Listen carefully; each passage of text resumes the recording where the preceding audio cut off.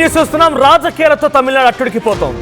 DMK అన్నా DMK కలిసి ప్రభుత్వాన్ని ఏర్పాటు చేయబోతున్నాయంటూ వార్తలు రావడంతో పెద్ద ఎత్తులో అటు తమిళనాడు రాజకీయం మొత్తం అట్టుడికిపోతోంది. అయితే అదే కనుక జరిగితే 107 మంది ఎమ్మెల్యేలతో మూకుమ్మడి రాజీనామాకు సిద్ధమంటున్నారు విజయ్. విజయ్కి మద్దతుగా సుమారుగా 100 మంది లాయర్లు కూడా రాజీనామా చేయబోతున్నారట. ఇక లోక్ భవన్ ముట్టడికి టీవీకే కాంగ్రెస్ నేతలు ప్రయత్నించారు. నిరసనకారులు అదుపులోకి తీసుకున్నారు పోలీసులు. తమిళనాడు గవర్నర్ తీరుపైన 2 పార్టీల ఆగ్రహంతో ఉన్నాయి కాంగ్రెస్ అండ్ టీవీకే. ప్రభుత్వ ఏర్పాటుకు గవర్నర్ సహకరించాలని డిమాండ్ చేస్తున్నారు. అయితే విజయ్ కి మద్దతుగా మైనార్టీ బీచ్ లో అభిమానులు కూడా భారీ నిరసన చేపట్టారు. మెరీనా బీచ్ లో భారీ సంఖ్యలో అభిమానులు నిరసన చేపట్టారు. తమిళనాడు పరిణామాల్ని నిశ్చితంగా పరిశీలిస్తున్నారు హోంమంత్రి అమిత్ షా. అన్నా డిఎంకే వ్యవహారం పైన కూడా ఆయన ఆగ్రహంతో ఉన్నట్టు తెలుస్తోంది. అయితే ఏ క్షణమైనా తమిళనాడుకు అమిత్ షా వచ్చే అవకాశం కూడా ఉంది.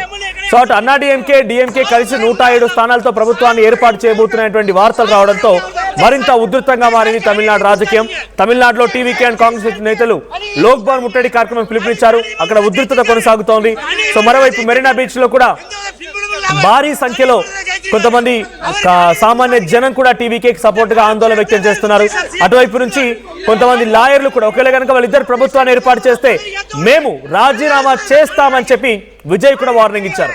టీవీకే ఎమ్మెల్యేలంతా రాజీనామా చేస్తామంటున్నారు ఆయన. సో టీవీకే ఎమ్మెల్యేలతో రాజీనామా నిజంగానే విజయ్ చేయిస్తారో చూడాలి. బట్ అన్నా డిఎంకే కలుస్తాయనేది ఇక్కడ బిగ్గెస్ట్ హ్యాపెనింగ్. అవి కలుస్తాయా లేదా ఒక రాజకీయ చర్చకు మాత్రమే తావించే విధంగా ఉన్నాయో చూడాలి. సో 107 మంది ఎమ్మెల్యేలతో రాజీనామా చేస్తానని చెప్పి విజయ్ వార్నింగ్ కూడా సంచలనంగా మారింది. ఒకవేళ అన్నా డిఎంకే కలిసినా కూడా ప్రభుత్వాన్ని ఏర్పాటు చేయడం కష్టమే. అన్నా డిఎంకేకి ఉన్న స్థానాలు ఎంత? అన్నా డిఎంకే అక్కడ గెలిచినటువంటి స్థానాలు ఇండివిజువల్ పార్టీగా అన్నా డిఎంకే గెలిచింది కేవలం 47 సీట్స్ మాత్రమే. 47 స్థానాల్లో మాత్రమే అన్నా డిఎంకే గెలిచింది. ఇక మిగిలినటువంటి చోట్ల 57 చోట్ల డిఎంకే గెలిచింది. సో ఇండివిజువల్ గా అయిన వాళ్ళు 59 స్థానాల్లో డిఎంకే గెలిచింది. ఇండివిజువల్ గా వాళ్ళు ప్రభుత్వాన్ని ఏర్పాటు చేయలేరు, కలిసిన ప్రభుత్వాన్ని ఏర్పాటు చేయలేరు. వాళ్ళకి ఇంకా మద్దతు కావాల్సిందే.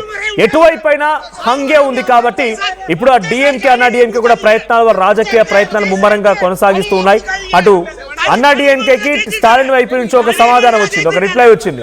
మీరు బీజేపీని వదిలేసిరండి, బీజేపీని వదిలేసి వస్తే మనం చూసుకుందాం, తేల్చుకుందాం, డైరెక్ట్ గా మనం పొత్తు పెట్టుకుందాం, ముఖ్యమంత్రి డిప్యూటీ ముఖ్యమంత్రిని పంచుకుందాం, అంతేగాని ఇతరులకు అవకాశం ఇవ్వద్దు టీవీకేకి అటు బీజేపీకి అన్నట్టుగా డిఎంకే స్టాలిన్ వైపు నుంచి అన్నా డిఎంకేకి సంకేతాలు వెళ్ళినట్టు తెలుస్తోంది.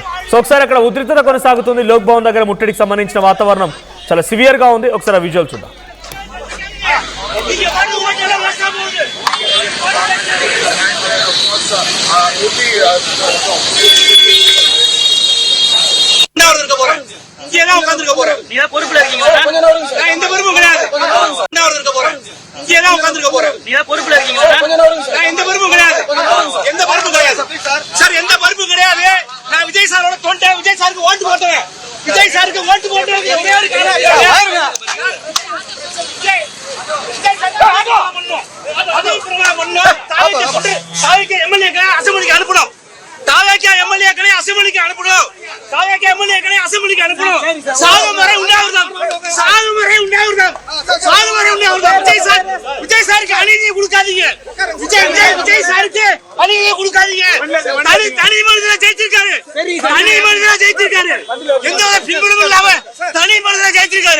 அவருக்கு அநீதி கொடுக்காதீங்க.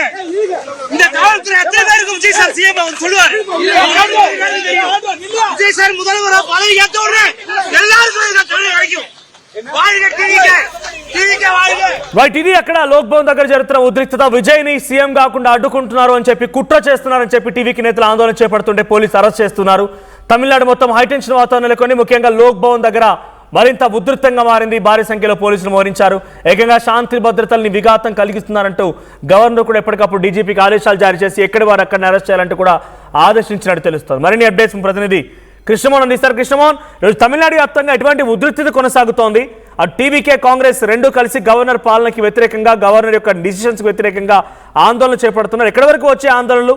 గవర్నర్ ఏమైనా మార్చే అవకాశం, తన ఆలోచన తీరును మార్చుకోవచ్చా? ఉదయం నుంచి కొంత ఆందోళన అయితే జరుగుతున్న పరిస్థితి. కాంగ్రెస్ సిపిఐ పార్టీ కార్యాలయాల్లో కూడా గవర్నర్ వ్యవహార శైలికి నిరసనగా ఆందోళన జరిపిన పరిస్థితి. సిపిఐ కార్యాలయంలో కూడా కొంత ఆందోళన చేశారు, కాంగ్రెస్ కార్యాలయంలో ఆందోళన చేశారు, టీవీకే నేరుగా లోక్ భవన్ దగ్గరికి వచ్చి ఆందోళన చేసిన పరిస్థితి. పోలీసులు వాళ్ళని అక్కడి నుంచి తరిమేసిన పరిస్థితి అయితే ఉంది. అయితే ఇప్పుడు ఫైనల్గా రిజల్ట్స్ విషయంలో మాత్రం టీవీకే అధినేత పట్టాభిషేకం ఎప్పుడు అనే అంశం మీద మాత్రం ఇంకా క్లారిటీ రాలేదు మనోజ్.